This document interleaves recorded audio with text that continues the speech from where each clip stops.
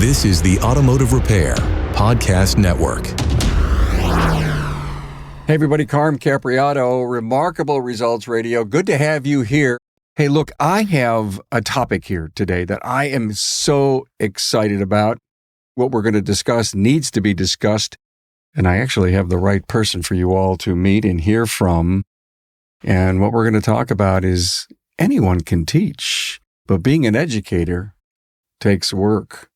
I promise you this is going to be a great episode. Hey, thank you so much for all your loyal support and for listening. You do know we have this great new app out, the Automotive Repair Podcast Network, the ARPN.app. Just put in that URL in your phone, figure out if you're Apple or Android, and I know you know that, and download it. So many great things happen there. It's for your smartphone, the ultimate listening app. And before we meet Mr. Todd Fortier, here's some messages from our great partners. Hey, you know the technician shortage is real, but NAPA Auto Care has a solution at no cost to members. The NAPA Auto Care Apprentice Program builds tomorrow's technicians through a 2-year, 9-stage curriculum. Learn more at member.napaautocare.com or talk to your NAPA representative today. Hey, did you know that NAPA Tracks has on-site training plus 6 days a week support? It all starts when a local representative meets with you to learn about your business and how you run it. After all, it's your shop, so it's your choice. Let us prove to you that Trax is the single best shop management system in the business. Find NAPA Trax on the web at napatracs.com. Let me introduce you to Todd Fortier. Hello, Todd. How you doing, Carm? Your resume is incredible. Professor, program coordinator, Illinois Central College. I think you may have said to me, how many years? 30-ish? About 30 years in education, yeah. I think you know a little bit about it. Learning every day, so. Yeah, I love it. So automotive technology, East Peoria, Illinois, the faculty forum president, ASE Master L1, L3, MLR C1, T2, XEV 1 and 2s. I mean, you're just a brainiac. I don't know about that. It's all about necessity, right? If you're going to educate, you got to be educated. I hear you.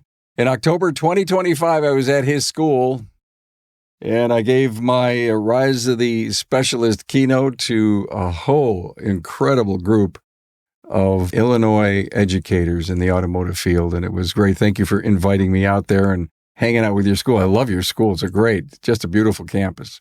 Well, look, we're here to talk about anyone can teach, but being an educator takes work. And Todd is more passionate about this than anyone I've talked to in a long time. And everyone knows I'm on an advisory panel, and I so firmly believe that the word training needs to leave our language and the term educator needs to come in there. But Todd, let me be facetious for a moment. Anyone can teach, am I right? Yes, anyone can teach, but to be an excellent educator, it's going to take some work. It's going to take some time and some commitment. I was asked recently, how do I get to be you? Which, first of all, I don't consider myself anything special. I have just tried to get better at what I do every single time I step in front of an audience. Now, how do you get to where I'm at is you train yourself to teach just as much as you trained yourself to work technically. You have to listen to the people around you and observe. You have to be a perpetual student of education. And as I've always said, and it's one of my favorite words, and it was taught to me by a mentor, pay attention to everything that's going on around you. Because in the things that you just said to this wonderful young class of future specialists, did they really get what the hell I said? And wait a minute, oh, look at all those crystal eyes. Maybe what I did didn't work.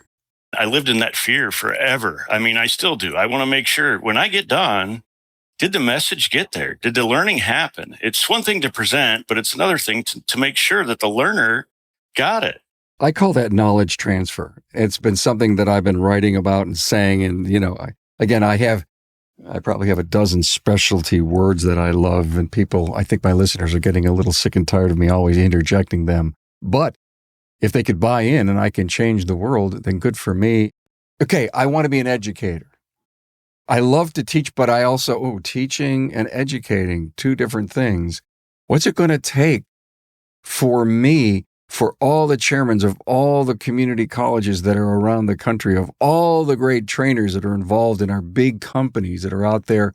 There's probably 1,000 training classes going on today in our industry throughout our country, maybe even North America.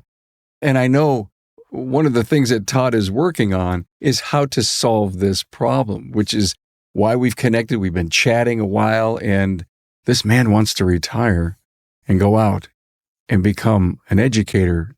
Yeah, 54 days, and that's it for being called Professor Fortier after all these years. People ask me, what are you going to do in retirement? And honestly, I didn't have a good answer. I knew I was going to help the industry. And it was through the association that you came and talked to. A good friend of mine, Chris Reynolds, pushed me to get in front of educators and challenge them to be better. You learn from your students. After class surveys are great. They give you some feedback, but in the moment survey of the room is extremely valuable feedback. If you look and everybody's glossed over, everyone's on their phone, they're doing their things. I mean, I get it. I'm a busy person too. I've got classes going on when I'm at Vision. I've got classes going on, and I got pulled out of Tracy's seminar this last year because of a union issue. And you are so distracted, it's difficult to get that information. And so the easier we can make it for them to get the information. I always say I didn't know anything about education until my students taught me. I love that. It's the thing that you can get from every student that you ever taught. Listen to the conversations before and after class, or before and after your seminar. Or when I say educator, lead person in the shop, the person you're standing next to, you're always teaching. My experience in industry was wonderful because I had a lot of part-time employees were full-time instructors for the Air Force because we were right outside the main gate. And so when I asked questions, I didn't get, leave me alone, I'm busy. I got a physics lesson on a napkin about air conditioning because I asked the gentleman what he was doing on a car. That was invaluable. And so that type of education in our industry goes leaps and bounds because it sparks that interest. You spark a learner and you light a fire in them. I didn't come to education because that's where I went to school. I mean, I was a technician, moved to northern Wisconsin and got the opportunity to teach in Champaign. So I turned around 2 weeks later and moved back. In that first class, I was teaching and I saw a face light up and the light bulb moment happened. And I've been chasing that feeling for the last 30 years. That was the day. That was the day. It was the thing that sparked my addiction to teaching people. And that's what it is, because I had a dear friend that sat in on my lecture. He's got about 15 years between high school and college. And he's like, you did some great things. You hit every person in the room. You got everybody engaged in at least some part of what you were talking about. How do you do that? I said, well, I taught at the school that he does in my early part of my career. So I called out the class number of my first class I taught. I said, there's a VHS tape where I recorded myself in the first few months of my career. I said, I've watched it one time. It's never come out of the sleep since then because I don't want to be that person ever again. That person was horrible. It sparked in me, like, I'm getting paid to do a job. Why am I doing it so horribly? Right. And so I had the technical background like many of us do in the industry, great presenters at Vision and ASTA and all these other places, but they have the technical skills, but the presentation, the educator mindset's just not there yet. It can be there. Even people that say, I hate to be in front of the room, if they're passionate about something, being in front of the room is the least of their worries. They've got it down. You've got the 3 C's of teaching students. Talk to me about that. Well, this was born out of conversations that I'd heard through Illinois College Automotive Instructors Association, right? We have high school and college instructors, and every once in a while you have somebody in the room says, well, I can't do that with my students. My students aren't smart enough, or they just use me as a dumping ground. This is the worst, class I've ever seen. And I understand a little bit the frustration because there is a lot of politics in education.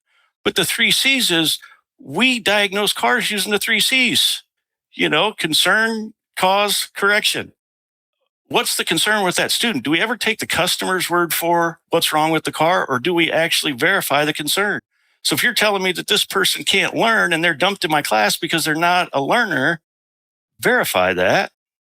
Don't give up on that student from day one. So let's find out. And then once we find out what the problem is, let's diagnose the root cause. There's some real simple things. Sometimes they're bored. Most of the time you'll find people that go into skilled trades or technical education, they're bored in a traditional classroom. And so yeah, they're going to be a problem. But when do people become problems? When they have free time or boredom. Well, guess what? In the auto shop, in the high school, industrial arts or anywhere, there's no free time. Your hands are busy. You're busy. I've had some of my best students, best graduates, were some of the worst students coming out of high school because they weren't challenged. You've thrown so many great things at me, Todd. And what I could start to think about as I roll this through, know your student. If you stood in front of a class of 20 young people, you could probably say to me, they don't talk a lot, they can wander. I got to pull that cell phone away. And you can go around, and what you're doing in your mind and or physically by where you place these people and how you speak to them, lifting up their ability to receive the education that you're giving them, because you've got to speak their language to them. You meet them where they are. You solve their issues. So there's you find the cause and you correct it.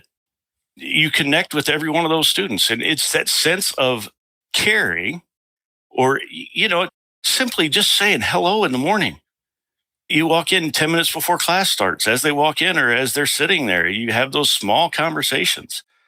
It's the connection. And you said it earlier, the buy-in. If you get the students to buy into what you're selling, which is their education, their future, then it's easy after that. Can you imagine? My God, you hit me really hard with this. And in fact, there's a lot of great teachers, educators, trainers in our industry that greet people at the door as they're coming into their classroom. And that basically says, I know you, I got you, I got eye contact, you're going to pay attention in my class. And it's not, they're up in front of the stage fooling with the projector. Everybody comes in. There's 100 people in the room. You've seen that many people, right? There's no connection. It's just as Anthony Williams used to say, the sage on the stage. Yeah, if you can hit every person in that room with a glance, a nod, eye contact, and it doesn't matter if there's 100 or 1,000. Now, obviously I've never lectured to a stadium, but large rooms like Vision, I've seen people make it through that room. They've started in the front and ended to the back, and they've made it through every person because it's really tough not to pay attention when something's zooming around, bouncing around like a ping pong ball. They don't have a choice. Todd, does the student, do they walk in and says, engage me or not? I mean, you know what I'm saying? You're laughing. Did I hit a nerve? No, it is funny because you would think, right? There's money paid out. There's registration. There's a lot of hoops you got to go through to sit in college class. And a lot of times they go in there and it's like, you're bothering me. This is my time. The old Fast Times at Ridgemont High, right? Don't bother me. This is my time, Mr. Hand. You've got to get them to understand the value of what happens. First thing I always try to do is show that I'm not perfect. I mean, the first thing I admit to every single class, because I think it's important, is I am horrible with names. I am the worst person. Even if I know your name and I've called you by name 1,000 times, there's going to be that moment in time where it's gone. I'm staring you in the face and I have no idea what your name is. I could tell you everything about your life, where you've been, who you like to hang around with, what's your favorite subject, but I just cannot remember your name. So I tell them, don't get offended. You guys have one name to learn. I have 50. And so if I know it already, it may be not a good thing. So we'll see over time. I'll learn your name and we'll get that down and we'll go past that shortcoming. And it shows that you're human and you're not just a person out there, that's much wiser and much smarter. And I also admit to them that I'll never know everything there is to know about automotive. That is not even possible. Hey, it's no secret the automotive industry is facing a technician shortage, but NAPA Auto Care has stepped up with a powerful solution, the NAPA Auto Care Apprentice Program. And the best part, it's completely free for members. This program was pioneered by shop owners Pete McNeil and master technician Jake Sorensen at McNeil's Auto Care in Sandy, Utah. They recognized that waiting for skilled technicians to appear wasn't an option, so they built a program to grow their own. By recruiting motivated individuals with the right passion and attitude and providing them with structured training, they proved that apprentices could become the next generation of skilled, certified technicians. The program features a comprehensive 9-stage curriculum with in-depth classroom videos, instructor-led NAPA Auto Tech classes, web-based courses, and hands-on training with a mentor. Apprentices move at their own pace, typically completing the program within 2 years. Graduates earn 4 ASE certifications, the G1, A4, A5, and air conditioning, and are officially registered with the Department of Labor as Journey Workers Automotive Technicians. And here's the business benefit. As apprentices gain skills, they generate billable hours, often boosting shop profits as early as stage 5. Plus, NAPA now offers a new apprentice toolkit developed with Carlisle tools at an exclusive price, helping break down one of the biggest barriers for new technicians, the cost of tools. Together, NAPA Auto Care in your shop can tackle the technician shortage head on. Start now. Grow your own talent and build your bench for the future. Visit member.napaautocare.com or contact your NAPA representative today and get started with your apprentice program. Let's face it, your shop management system is the single most important tool in your shop, period. NAPA Trax was built from the ground up to make your business more profitable and efficient. We provide an extensive set of tools to increase and track profitability in real time. NAPA Trax offers the industry's best post-sale support, hands down, and we train your people on site. Yep, on site. And we offer remote refresher training 10 times a week, and customer support is open 6 days a week. Give us a call, visit the website, or join our Facebook community today to learn more. We'll prove to you that Trax is the single best shop management system in the business. NAPA Trax is always customized and tailored for you, whether you're a one-man shop or a large multi-bay or multi-location company. After all, it's your shop, so it's your choice. Visit us on the web at NAPATrax, that's NAPATRACS.com. You wrote to me, Todd, and you said we have to have someone to upskill our people. Explain to me in your heart what upskill means. Here's what I've said for a long time. It doesn't matter what you score on a test. It doesn't matter how many days of perfect attendance you had. What matters is when you hit the shop floor, can you perform? Can you do the job? And we get this mutual respect going with our students. And I explained to them, I said, I don't care if you got a C, an A, or you failed my class. Don't make me look bad when you get in the shop. They're not calling the college and saying, hey, president of the college, this student doesn't know how to change a tire. They're going to call me and say, hey, Todd, what are you doing over there? Wait a minute. You wouldn't let a young person leave if they didn't know that stuff. You're saying this tongue in cheek, Todd, because you're not going to let anybody go out there unless they've got a C in your class. Right. Yeah. They don't get our stamp of approval on them. Right. But here's what happens in our industry, Carm, and you've seen this. We don't have technicians. I mean, in our area, we're interviewing people we wouldn't have talked to 5 years ago, hiring people that we probably would have never hired to fill spots. And it's unfortunate, but that's just the reality of it. So we have had over a 30-year career, people leave after 1 or 2 classes because the grass is always greener on the other side. They got enough skill to get a job, but that's what they got is a job. If they stuck it out through the whole thing, they would get a career. And so I do get some issues back, hey, this person says they went through their program and they're not very good. So I had to originally go out to industry and meet those people and make sure that my name was out there. So then when somebody applied with our credential, they called for a reference and we built those relationships. It's surprising what people will put down on paper that is not actually true. Oh, really? Yeah. I mean, the resumes aren't quite 100%? I can remember I started an internship program back in 2001 and there was necessity for it. And I kept getting a lot of shops saying, I'd never hire a student from your college. We had such a horrible experience. And I finally found out the person that everybody was talking about. I could walk into a shop and I give the name. And he went to 1 class for half the semester, but put down on every job application and resume that he had graduated from our college. And so I had to build that relationship or network so that people knew, hey, call me. Get the reference. I tell all my students, put me down as a reference. That way I can give it to you good and bad, because we want to make sure that we're bettering the industry and not just putting people into it. I think it's a great thing to have an individual leave, the good and the bad, meaning if you didn't do good, please don't put me down. If somebody's got enough common sense. Did you ever try to convince a student to stay who wanted to leave because you really saw potential?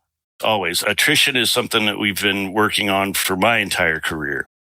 I've got a student now is a working technician, tons of potential, got natural ability, really critical thinker, amazing student, but only hitting about 25 or 30% attendance. And because there's a few dollars coming his way at the job he's at now, but there's an amazing career in his future. And we've had these talks and we've turned him around quite a bit from that 20 to 30%. I think he's in one of his EV classes now. He's about 80% attendance, which is, we require attendance. That's part of their work ethic. And it's trying to turn that around. Even the ones that have stopped out come back. As an institution and as a program, reach out to those people all the time. Come on back, get back into the sequence and we'll get you through to the end. Do you find that the shops that hired these individuals who aren't attending school, even though they've paid for it and they've done so many days and hours, do you have them to support you? Do you sit down with an owner and says, look, this individual is going to be so much better. If you don't have a personal apprentice program here in your shop, he's got to stay with us. Right. What we've done, because of the need in the industry, is we've revamped our program, as you know, and we put in the maintenance specialist certificate, which is 1 semester. And so now they don't have to steal the student to have them work on the lube rack. They're doing an internship part-time as they go through our program. We work together with our advisory committee and our local shops to see what is your need. Just like any place in the world, the good ones are going to get it. And the ones that aren't doing it correctly are just not going to get it, but they won't be around very long. Our industry is not one where you can burn through employees. It just doesn't work. So I think I heard you say earlier, and this is going on at our local college that I'm on the advisory board, we've got a lot more people interested in coming into, if you will, skilled careers, and automotive being one of them. Doesn't mean that they're naturally gifted to want to do this, but there's a lot more that we can pick from. And is that because there's so much discussion on the value and the power of skilled careers? You can make a lot of money if you put your heart in it? Yeah, salaries have come way up. And some of the skilled trades, they've always been there. Respect, I think, is a big thing. With young people today, and I don't ever like to qualify by age. I hate when people say, this generation or that generation, it's individuals. It's a bunch of people. But what we're finding, by and large, it's quality of life over dollars. It's the environment they're working in and the respect that they're given by their employer and by the industry that is starting to drive people into it. And we're changing some mindsets. My own son didn't go to college. He decided to be an operating engineer. And I'm 100% fine with that. Now, my daughter, she went to college, and our youngest son's at the University of Illinois. They chose a traditional path. But a high school counselor called me one day and said he wants to drop his transfer level math class. And I said, okay, well, what's he need for graduation? And they said, well, he's already met graduation requirements, but he'll need it for college next year. I said, well, good thing he's not going. So maybe he should just drop that class. And the issue was, and this is what happens in a lot of areas, and this is not picking on this institution, but their high school was set up to where the career and technical ed was at one end of the high school and all the AP and higher level academic courses were at the other. And the reason my son didn't want to take that class is because he was running a quarter mile during passing periods to and from that class. And he said, I don't need this. Why am I running so far? And so things are starting to change. We're seeing more people in CTE, career and technical education. But the one thing that's not changing is a shortage of qualified instructors to teach in the areas of career and technical education. Yes. And you just, again, a perfect time for me to challenge this think when we said in the beginning, anyone can teach, but being an educator takes work. I know what you'd love to do post-retirement is to figure out how you can support all of our technical colleges out there. Listen, I know a lot of people that are teaching in college today that have come from the ranks. They've either retired or they says, you know what? I just want to give, even if it's even if it's part-time, we call that in school adjunct educator. And even if it's 10 hours a week, because in my heart, I want to do this, even though you've got all the skills and the knowledge, all the basic electric and everything that's necessary and all the neat, new, cool stuff today, doesn't mean you can transfer knowledge. It doesn't mean. And so what's your vision of how this could possibly work someday? Is it a boot camp? Is it online education to help these chairmen get their people up to speed? Yeah, I think it's going to take all of it. It's going to take a network of people. They're willing to communicate with each other. Best practices is always a good start, right? We can do the seminars, we can do the vision, we can do the individual trainings, we can do the online. It's getting over the stigma as well of saying, hey, we need to teach you how to teach, or we need to teach you, how to recognize your student, how to see where they're at and how to give them a sense of belonging, or what are Maslow's, hierarchy of needs.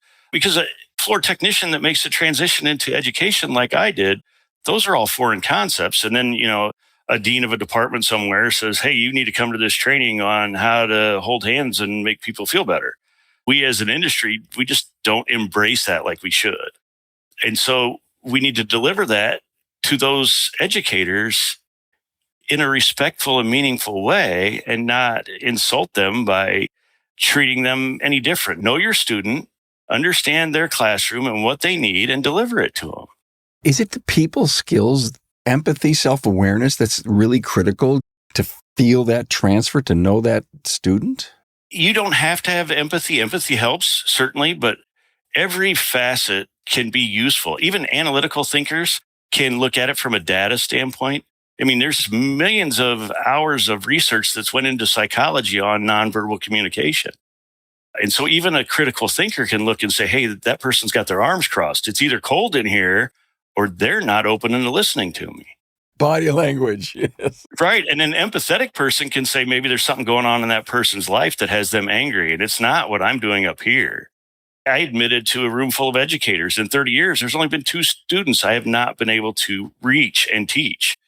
Everybody else I have, and that's a lot of people. And so it's certainly possible. Some are more challenging than others. And honestly, coming from the diagnostic side of automotive, that's more exciting than fixing any DTC that I ever did, because now I have a bigger challenge and it's got more variables.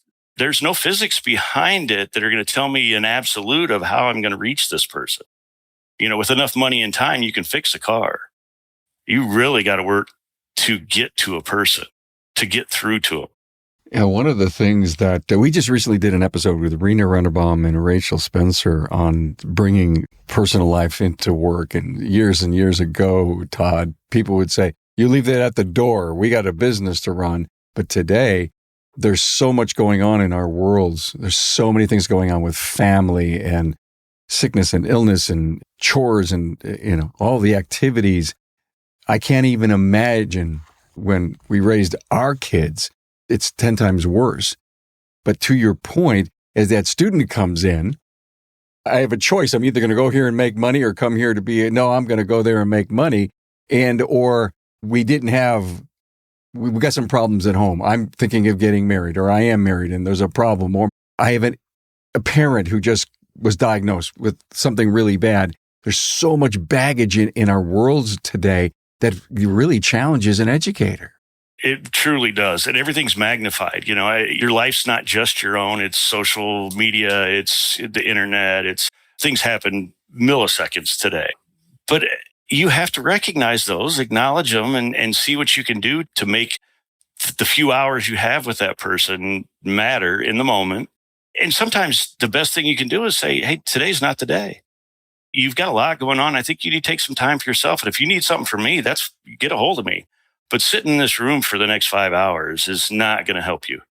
I can see that the steam's coming out of your ears. You're not going to listen. You're not going to get what we're saying. We'll make it up later. You go take care of whatever you need to take care of, if you can, or we'll get you the services that you need. That 5-minute conversation, and that's communication. I teach that to my students. It's not a soft skill. It's a necessary skill. If I'm not going to make it to work, I need to communicate that, right? If I'm having a bad day, I need to let people know. What's wrong with telling people, hey, you know what? I didn't sleep well last night, so I'm a little grumpy. So I'm going to apologize right now. I'm going to do my best to not let it come out. But here's where I'm at. I love it. That provides grace. I can see you get in front of the room and says, listen, I didn't sleep good last night. I'm a little grumpy. And if I'm not looking you in the eye, there's a reason for it. I've finished a lecture and apologized. When my kids were little, I always joked, my oldest son, I think he slept an hour for the first 10 years of his life. And so there was a day that I truly remember I was exhausted. And I delivered a lecture and I barely moved. The material was coming out in monotone. It was horrible. And we got to the end, the clock struck the end of class. And I said, I apologize. I said, I'm going to go home and make sure that this doesn't happen next time. We're going to have a better class. I said, I hope you guys got what you needed, but I was just not on my game today. Wow. So you were vulnerable and they probably respected you way big time for that. Yeah, it was kind of an interesting upbringing. In high school, I worked in a restaurant and the owner of the restaurant was friends with a lot of the high school teachers. And so I saw them out socially, not just in the classroom. As a young person, you have this idea that every educator goes home and reads books and studies in the evening, right? They don't have any kind of life outside of the classroom. And that's not true. And so you give them a glimpse of that, especially now when I want my students to be future educators. I mean, they need to know what it's all about. Great aspiration for you looking at all of them. They're out there. I've got a graduate teaching at a local high school. I've got actually one of our GM program students is going to take my position when I retire. We truly are growing our own. That's industry wide because that's where they got to come from. You can't get into education at this time for the profit. It's not a money game. Yeah, the quality of life is certainly there because of the hours that you work and other things that go with it. But in career and technical education, we are educating people that will walk out the door and double our salary day one. I've sat in my cubicle in my early part of my career, had a graduate come back all excited and said, hey, I got this job. I'm going to be doing this and I'm going to, someplace exotic and I'm going to make $150,000 my first year. And I'm going, that is awesome. I really think that's great. We've done awesome things for you and keep it up. And then you look at your paycheck and go, well, maybe I should find out where you got the job at. That's a hill that we're really struggling to overcome, at least in the community college market. You're just so right. This was an eye-opening episode to my listener. I hope this affected you in a bunch of different ways, and that is to get involved with continuing education, but stop and realize that we need to learn as an industry that it takes more to being an educator. And yeah, you could have a great class, all kind of great slides, wonderful case studies, but it doesn't mean that you got through. And, I took a whole bunch of great notes. You've got to care, you got to confirm and clarify, and don't look at the VHS tape from 25 years ago and say, look at how far I've come. You don't even want to look at it. I mentioned to you not too long ago, I said, I'm the imposter educator because imposter syndrome drove me my entire career and drives me today. If you've always had that thought in the back of your mind, I could have done better. I am not doing it as good as I could. I'm not making the wonderful presentation, or today wasn't as good as yesterday. And tomorrow has got to be better. Or, early on in my career, I was waiting for the day when they walked in and said, hey, this just isn't for you. Your people aren't getting it. And it's like, and so you start to take it personal when students aren't learning and you try to find new and creative ways to get them to learn. Well, look, I'm putting people in touch with Todd that I know in the industry from schooling and in other areas. I'm connecting them. I want to keep involved into what you're doing. So stay in touch. Let's have you back when you've got something churning and rolling, because I want to be able to share this with our industry, because there's an awful lot of people that I know that have been on this show that are involved in education.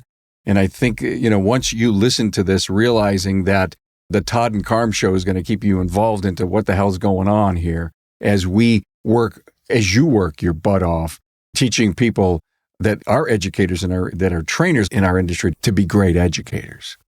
Todd Fortier, professor, program coordinator, Illinois Central College, who's retiring soon. And he's got all kinds of great stuff planned. Glad to know you. Thanks for coming on the show, man. Thanks for being on board to listen and learn from the premier automotive repair business podcast, Remarkable Results Radio. Get your episodic education on the ARPN listening app at automotiverepairpodcastnetwork.com. Also enjoy the podcast on our Carm Capriotto YouTube channel.